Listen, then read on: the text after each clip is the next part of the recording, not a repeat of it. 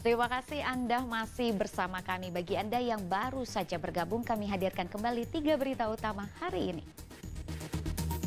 Kapal motor Kirana 1 terbakar di sekitar perairan Semarang. Seluruh kru kapal selamat. KPU Kota Tegal tetapkan daftar pemilih sementara di 337 TPS untuk pilkada mendatang. Petani tembakau di Kabupaten Demak mengeluhkan bagi hasil cukai tembakau yang belum merata.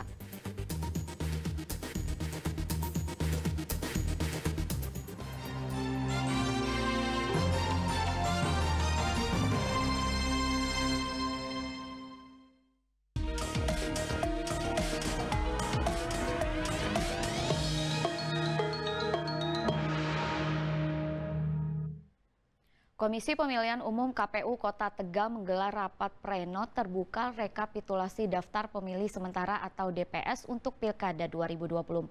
Masyarakat yang belum terdaftar dalam DPS dapat menghubungi panitia pemungutan suara agar bisa masuk dalam daftar pemilih. Yang saya hormati Kepala Dinas KPU Kota Tegal minggu kemarin menggelar rapat pleno terbuka rekapitulasi DPS pemilihan wali kota, bupati, dan gubernur. Dalam rapat pleno yang dihadiri oleh Forkopimda, Bawaslu, partai politik, dan seluruh PPK dari 4 kecamatan di Kota Tegal, KPU menetapkan jumlah DPS di 337 tempat pemungutan suara tingkat Kota Tegal sebanyak 212.606 orang. Data tersebut masih sangat dinamis, karena nantinya ada tahapan daftar pemilih sementara hasil perbaikan hingga daftar pemilih tetap. Hasil rapat pleno sudah disepakati tadi ya di angka 212606 ya. Tetapi angka ini masih dinamis karena masih baru tahapan penetapan DPS. Bahwa daftar pemilih untuk Piwalkot masih berproses dan belum final. Jadi sederhana aja. Jadi namanya pemutakhiran nanti ada updating data. KPU Kota Tegal akan terus melakukan pemutakhiran data. Bagi masyarakat yang belum terdaftar dalam DPS, dapat menghubungi panitia pemungutan suara agar bisa masuk dalam daftar pemilih tetap. Kuncoro Wijayanto melaporkan dari Kota Tegal. Sosialisasi tahapan dan pilkada damai di Grobogan diwarnai dengan acara senam bersama masyarakat.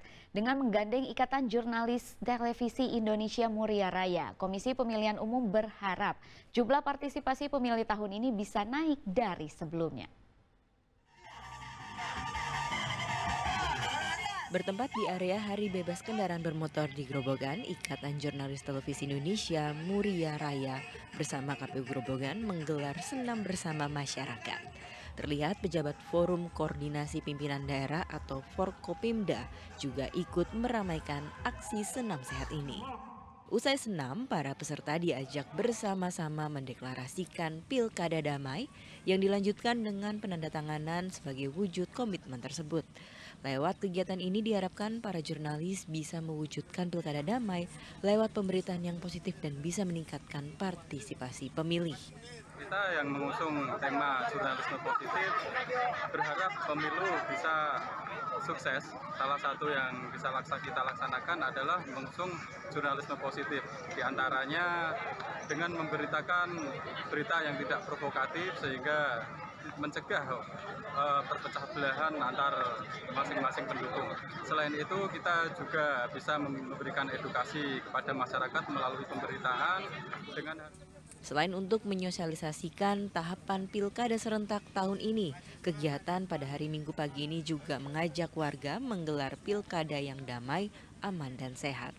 Maka KPU dengan EJTI akan mempelopori penyelenggaraan pilkada serentak secara damai, sehat, dan menyenangkan, berintegritas dan bermartabat.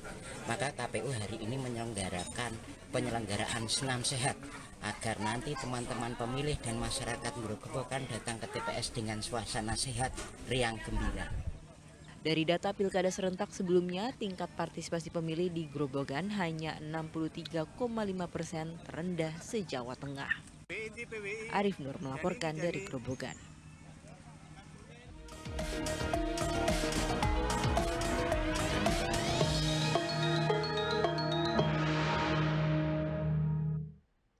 Sebanyak 19.000 ton bawang merah asal Brebes diekspor ke sejumlah negara di Asia Tenggara. Selain untuk menyerap hasil panen, ekspor bawang merah sekaligus upaya menekan inflasi. Belasan ribu ton bawang merah ini akan diekspor ke 4 negara, yaitu Malaysia, Singapura, Vietnam, dan Thailand. Proses ekspor bawang merah ditargetkan akan rampung pada November 2024. Ekspor bawang merah untuk menyerap hasil panen petani saat panen raya sekaligus stabilisasi harga bawang merah saat jumlahnya melimpah. Ekspor bawang merah dengan jumlah besar diharapkan dapat membantu menekan inflasi dan mendorong stabilitas harga komoditas bawang di pasar regional maupun nasional. Sekali lagi komoditas bawang merah yang ada di Brebes ini melimpah, ya. 60% untuk regional Jawa Tengah dari Brebes, 16% untuk nasional dari Brebes. Kita pun masih melimpah, sehingga kebutuhan akan seperti Singapura, Malaysia, Vietnam, Thailand pun kita cukupi. Ada kerjasama dengan Bulog.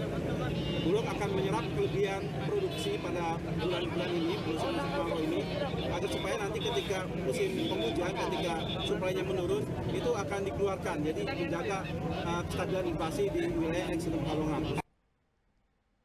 Masa panen ketiga tembakau di Demak cukup memuaskan, namun petani belum sepenuhnya puas karena pembagian dana hasil cukai tembakau.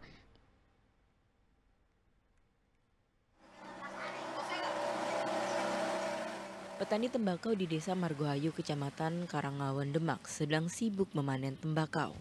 Dalam petikan ketiga kali ini hasilnya cukup memuaskan. Sayangnya, harga jual dan pembagian dana bagi hasil cukai hasil tembakau belum merata.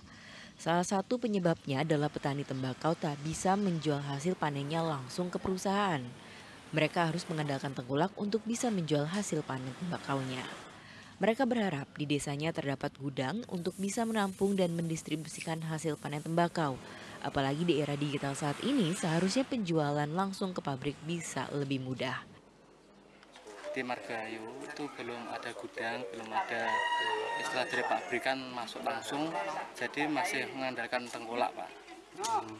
Mengandalkan tengkulak, jadi ya nasib petani itu tergantung bagaimana tengkulak itu membeli dari petani, kita mengikuti, Pak. Sekarang era digitalisasi, era media kan, petani tembakau yang ada di Madura itu kan prosesnya kok majunya kok seperti itu. Ya, kita kan mau tiru-tiru, tapi belum ada langkah-langkah atau belum ada sosialisasi itu, Pak. Selain masalah tidak adanya gudang tembakau terpusat di desa, modal untuk membuat rantai distribusi dari petani ke pabrik langsung juga jadi hambatan.